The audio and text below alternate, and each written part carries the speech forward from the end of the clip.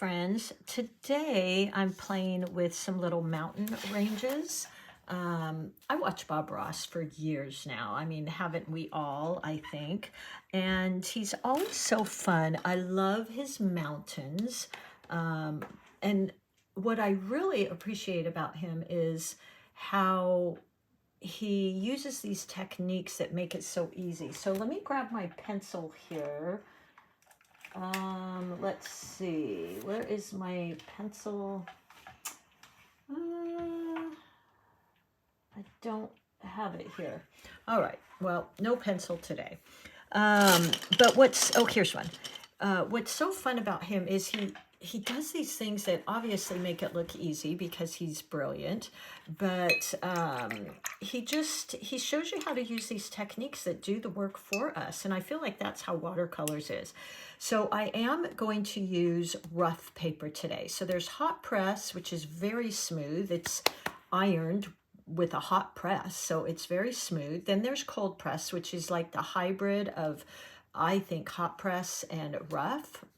It's kind of in the middle, and it's the one I usually use, cold press 140 pound. This is rough, and the reason why I'm choosing rough is because, well, you'll see in a minute, but I'm going to use some dry brush here to get those rough edges of the side of the mountain, and rough is going to be perfect for that because it's going to capture that. So, by the way, this is my MEEDEN watercolor paper. This is, again, rough, 100% cotton, 10 by 7 sheets, 300 GSM. It's a great paper, and they come in a block, which I really love. I kind of chuckle to myself because I think I did it too. When you first open your paper, you're going to have this cover sheet. I had numerous people that said they tried to paint on this because they didn't realize and wondered why it was orange. But this is just the cover they give you. So you just take, actually one of you were so nice to send this to me. They typically give that to you, but for some reason I don't know what I did with mine. So you slip that in on a block. You have this little gap on the side, and it's sealed on all edges. So you're just going to slip that in. And at this point, you could just pretty much peel that off. So there you go. We're now at our first piece of paper and our little handy dandy leaf. All right, let's see how this goes. As usual, I'm such a spontaneous painter. I probably could have practiced this just a bit more, but I didn't. 1 second, please. I'm going to grab something here. I was trying to pull up some Bob Ross mountains, but can't do that quick enough for you here. So I'm sure you're all familiar with him, how wonderful he is. All right, what I'm going to do first is I'm just going to I'm going to make this very basic because I just really want to show you how I'm playing with these mountains. So I'm just going to do a quick sketch here and sketching some mountains. He always has the most amazing shapes and things like that. Let's see. And then we'll create some little crevasses. That's how I say it anyway. Like this. Maybe this one will be pretty much darkened in the background. We could add in some more here. And let's see, let's go from here. And this will all be shadowed. Where else can we add a little shadow? How about right here? So I really want to have these kind of marked out beforehand, just to give me an idea of what I'm doing here. There we go. So those will be areas. Now what I'm going to do is I'm going to go in with my brush, and I think I'll just use, let's see, my old favorite standby, as you know, is my 8 and 6. They're my buddies. They're companion brushes for me. I have got, by the way, my 2 wells of water. I use that beautiful ceramic MEEDEN well. I've spilled way too many solo cups, guys. I now, after decades of painting, have progressed up to the ceramic MEEDEN palette, which I'm not going to show you because I was sitting here painting with it, and the water looks really dirty, and I'm embarrassed to show you. But if I cover the water, because you should always, guys, paint with clean water. So this is it. It's got 2 wells in there. I know, I'm silly. One side is to wash, one side is to rinse. And by the way, I'm using my Mylene paints today. So let's go ahead and get started here. So I'm going to take my brush, and dry brush is where is going to create that texture as well. Like I said, I'm using this rough paper, which is fantastic if you want texture because it's really rough. And I just love it. What I'm going to do is I'm going to go ahead and wet my brush, but I'm going to kind of tap it off. Now, this is a technique you might have to practice a bit. It seems like I always have to practice it before I use it. So I'm going to go into, let's see, I want to make sure you can see my palette here. I'm just going to pick up some black or maybe even my dark brown. Kind of want some brown in there. So let me rinse my brush just a bit and pick up some brown. I'm loading the side of my brush so I don't damage my brush. Now, I don't know if I'll be able to make it look as fabulous and easy as Bob Ross, but I'm going to give it a go here. Okay, you might want to practice. Let's see, let me grab a little practice sheet here. I usually have scrap paper. So dry brush is you're running your brush that is somewhat not as wet as you might normally use. And you're going to run it along each side. And see that? They call that a dry brush. And it's fantastic for trunks of trees, for old wood, for sand, for all those things. But right here, we're going to use it for the texture on the side of the mountain. So I'm going to go in and holding my brush completely horizontal. So it's on the same platform, on the same direction as my paper. And I'm just going to use the side of it to create some fun little shadows here. So let's go ahead and go in there. Now, some areas I might want to use more of my brush and some less. I want to get it just a tiny bit darker. So I really have got hardly any water on there.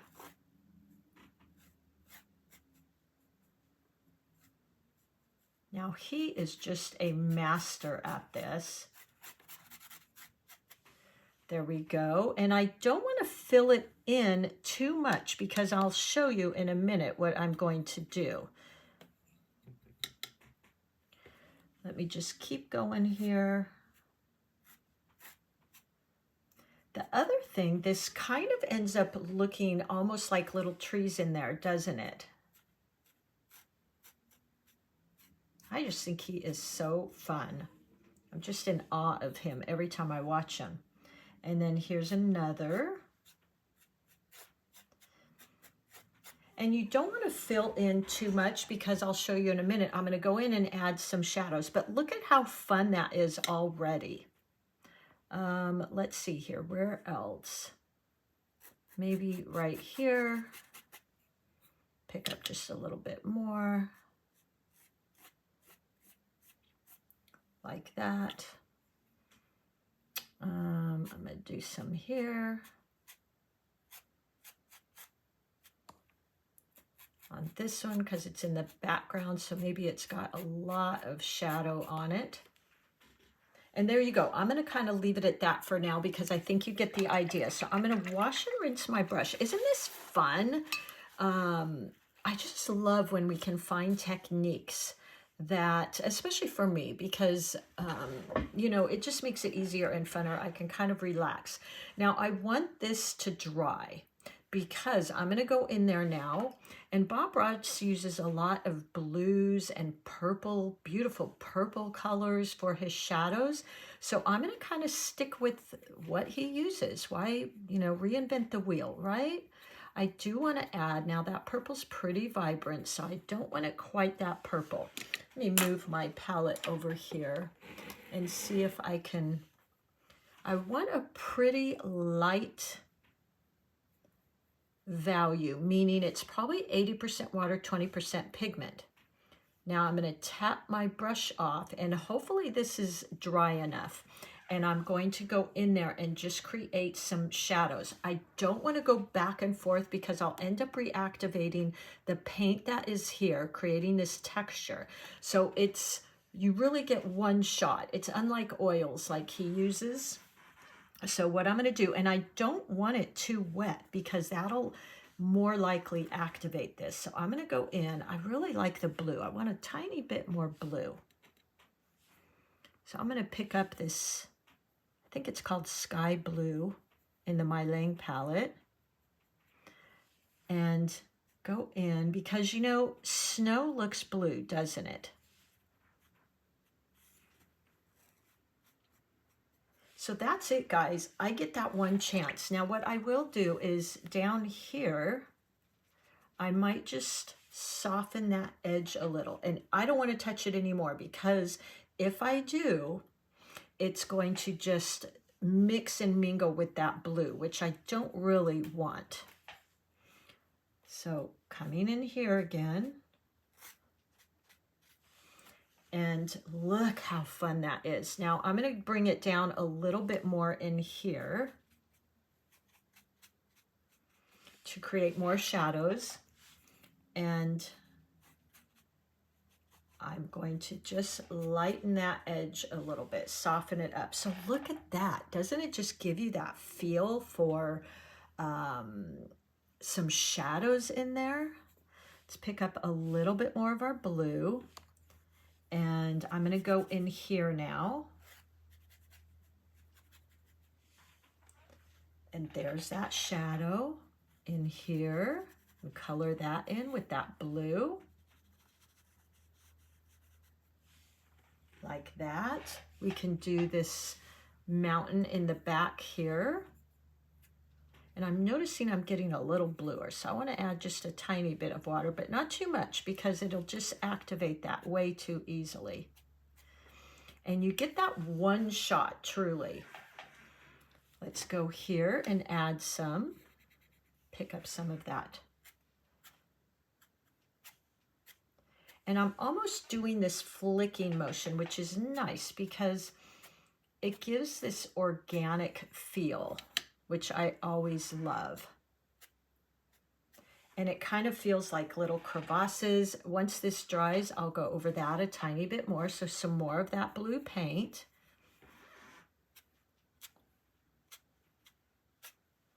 Just some flicking here. I feel like that needed a little bit more water, but not too much. There we go. And I can soften this edge if I want, just with some water.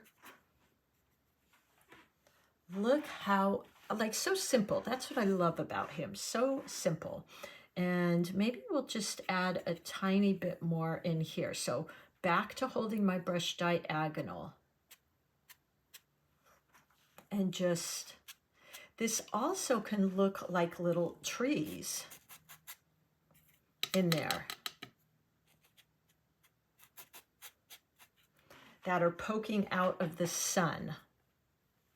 So I'm going back to my blue.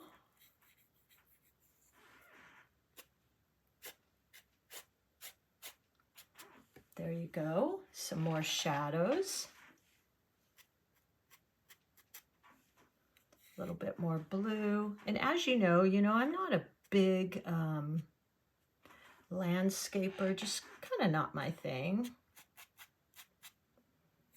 But this is fun to me. because I'm playing with techniques. So look at that, you guys. Doesn't that just look like beautiful snowy mountains? Now I'm going to go out on a ledge here, and what I'm going to do is maybe add, gosh, I don't know if I should or not.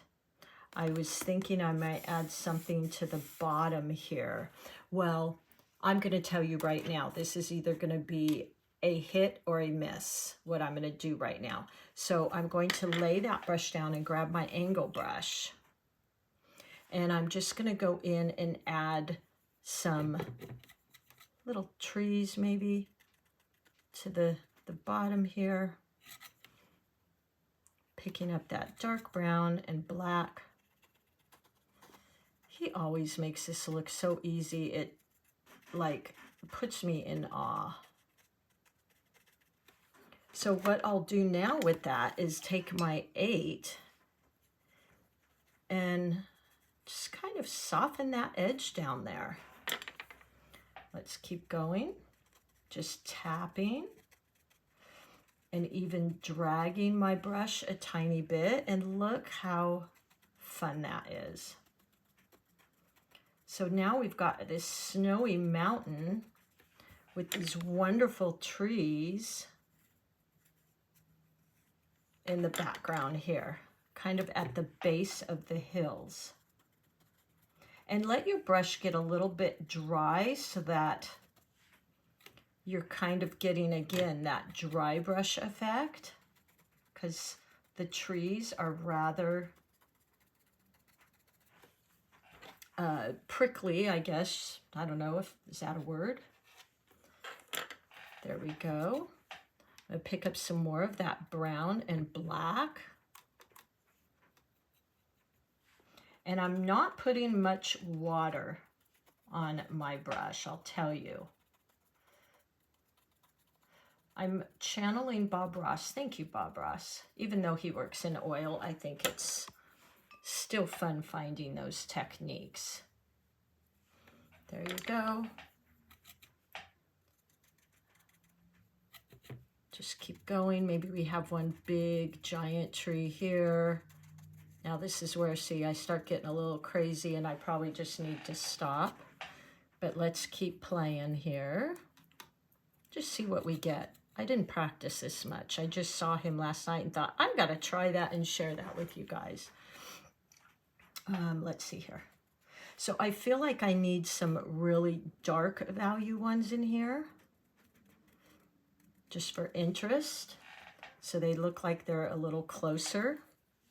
And then softening that edge. There we go.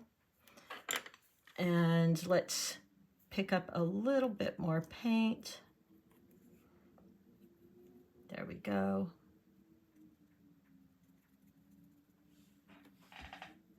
And I'm just putting some more in the foreground.